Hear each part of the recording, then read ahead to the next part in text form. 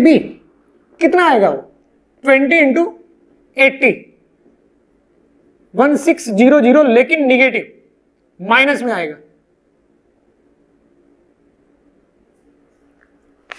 -1600 joule will be the work by done battery B, work done by battery B. Clear? इस तरीके से आप answer दे सकते हो।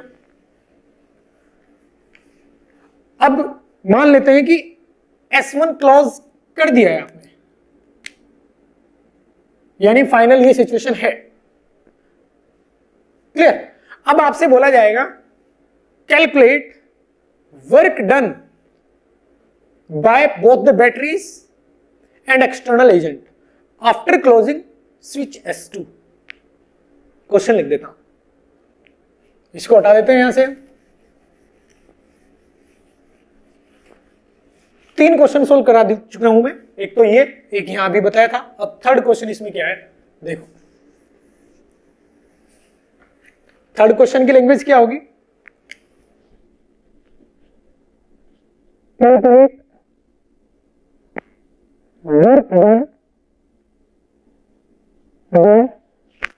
Calculate work done by both the batteries and external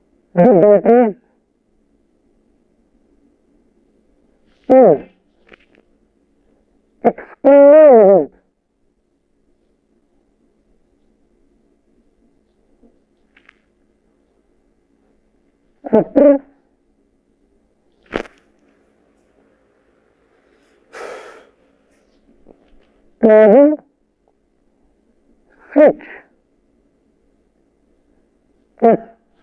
switch S2 close करने के बाद S1 is already closed। S1 पहले से ही क्लोज है। अब S1 क्लोज होने के बाद S2 को यदि क्लोज किया जाता है तो बैटरी से A और B दोनों बैटरी से कितना वर्क होगा, क्लियर, ये बताना है।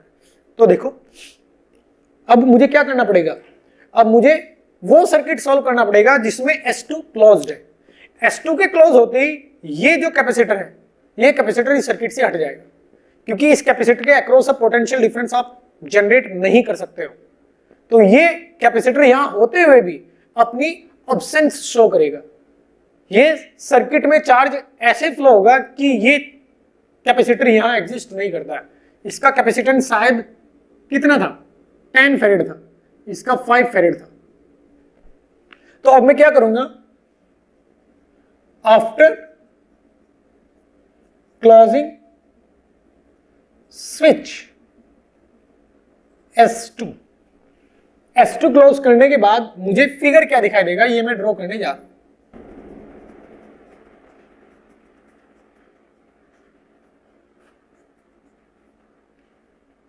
ये फिगर मुझे दिखाई देगा, ये आएगा 5 फैरेड, 10 फैरेड, 5 फैरेड, 10 फैरेड गायब, 20 वोल्ट।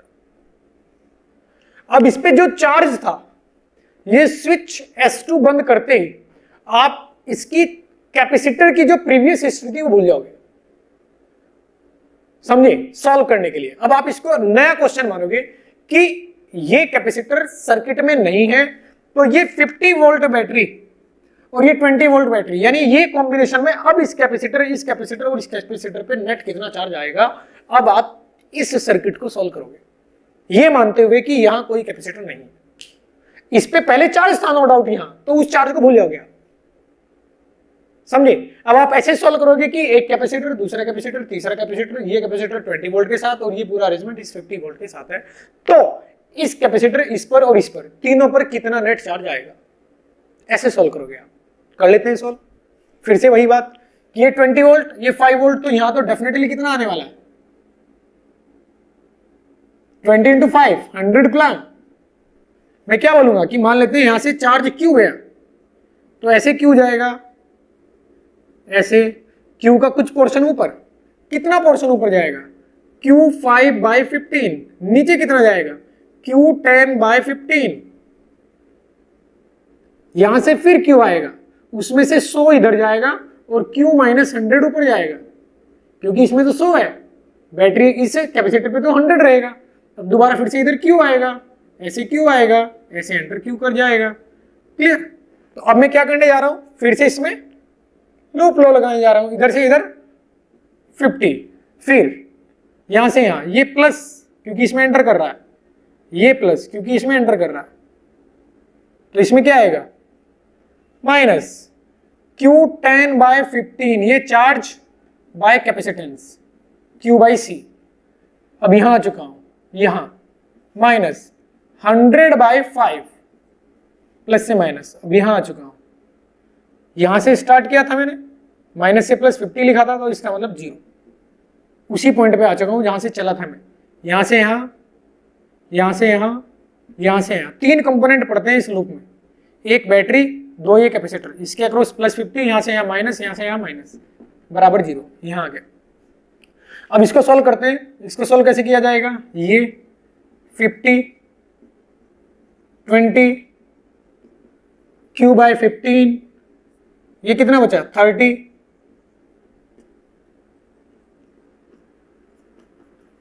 इस बार 450 वैल्यू है, इसका मतलब यहां से जो चार्ज फ्लो करता है वो 450 कूलम फ्लो करता है, जो पहले 180 था।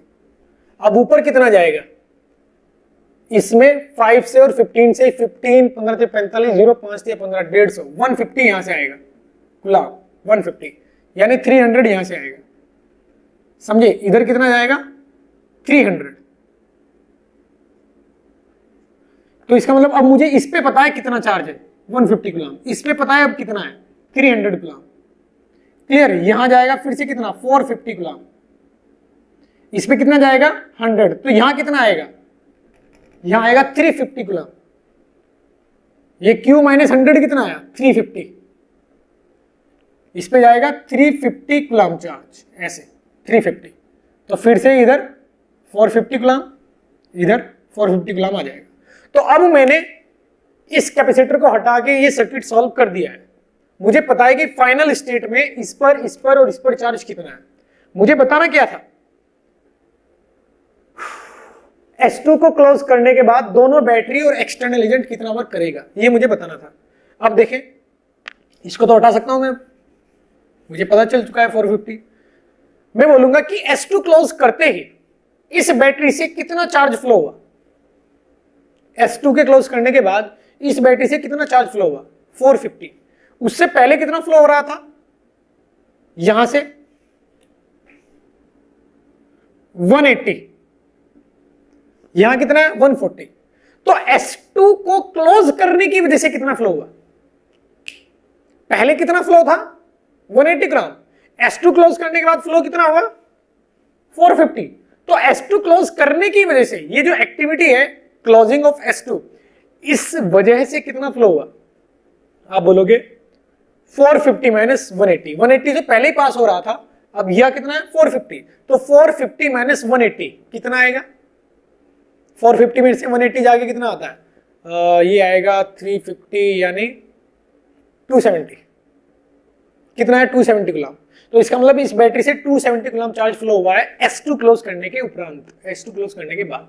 तो वर्क डन कितना आया 270 इंटू 50 पॉजिटिव। क्लियर? तो मैं लिख देता हूं, work done by battery A in closing switch या after closing switch S1 S2 कितना आएगा 450 माइनस 180 इंटू 50 जूल पॉजिटिव आएगा। तो ये आएगा 0 15 7 2 7 0 5 0 35 3 5 दूनी 10 3 13 0 0, ये आंसर आएगा जूल। क्लियर? ये आएगा 270 0 0 5 35 5 3, बिल्कुल इतने जूल वर्क आएगा। क्लियर?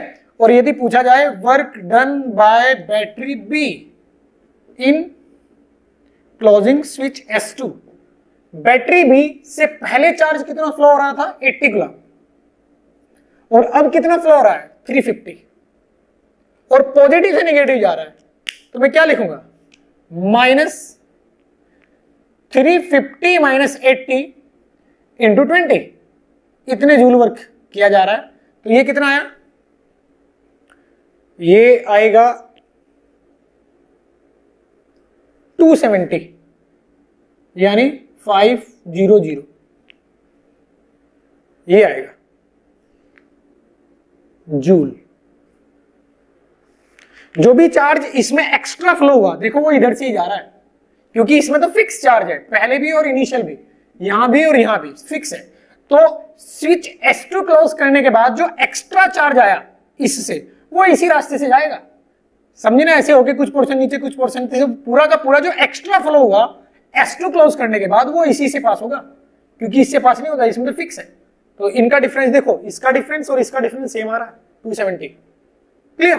तो इस तरीके से आपसे बैटरी द्वारा किया गया वर्क पूछा जाएगा। और अब यहां वो आपसे पूछेगा कि एक्सटर्नल एजेंट ने कितना वर्क किया। Calculate work done by external agent in closing S2। S2 close करने के बाद एक्सटर्नल एजेंट ने कितना वर्क किया, ये आपसे पूछा जाएगा। तो इसको कैसे बताएंगे, देखो इसको मैं हटा देता हूं यहां से।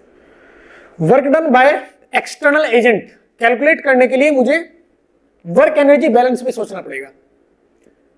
इस सर्किट में S2 क्लोज करने के बाद जो पोटेंशियल एनर्जी में स्टोर हुआ है और जो वर्क डन हुआ है, total work done by batteries minus stored energy will be work done by the external agent. मैं लिखूंगा बाय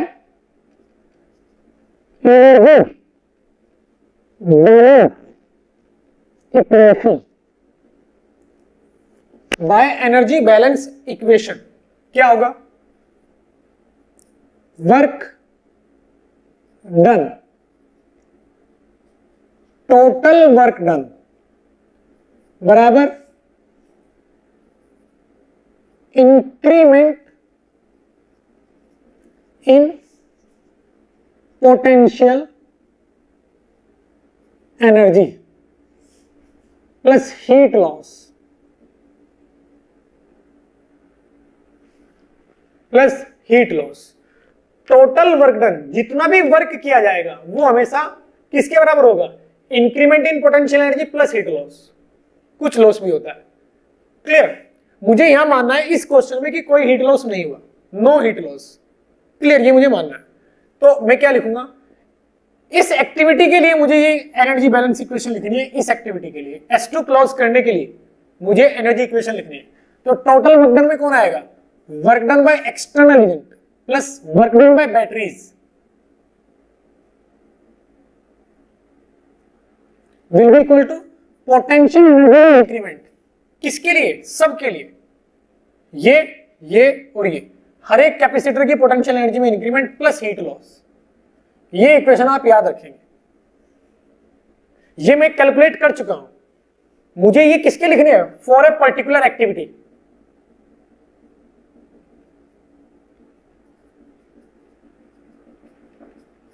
एक पर्टिकुलर एक्टिविटी के लिए, फॉर अ पर्टिकुलर